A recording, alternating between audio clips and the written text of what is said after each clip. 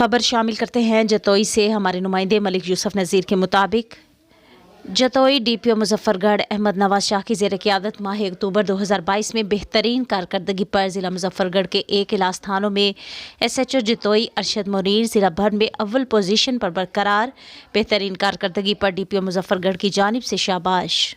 تھانہ جتوئی کی حدود میں گزشتہ کئی عرصہ سے جرائم اور کرائم کی وارداتوں میں اضافہ ہو چکا تھا، جس کی وجہ سے شہریوں میں خوف و ہراس پایا جاتا تھا۔ ایس ایچ او تھانہ جتوئی ارشد منیر کی تعیناتی کے بعد مسلسل جرائم پیشہ افراد کے خلاف بلا تاخیر کارروائیاں کی گئیں، جو کہ ابھی بھی جاری ہیں۔ مسلسل جدوجہد دن رات محنت کے نتیجہ میں جرائم اور کرائم میں واضح کنٹرول کر کے ضلع بھر کے تھانوں کی پروگریس رپورٹ میں مسلسل تیسرے ماہ میں بھی اول پوزیشن پر برقرار ہے۔ اس بہترین کارکردگی پر انجمن تاجران سول سوسائٹی کے لوگوں نے خوب سہراتے ہوئے ڈی پی او مظفر گڑھ احمد نواز شاہ اور ایس ایچ او تھانہ جتوئی ارشد منیر کو خراج تحسین پیش کرتے ہیں نیک خواہشات کا اظہار کیا۔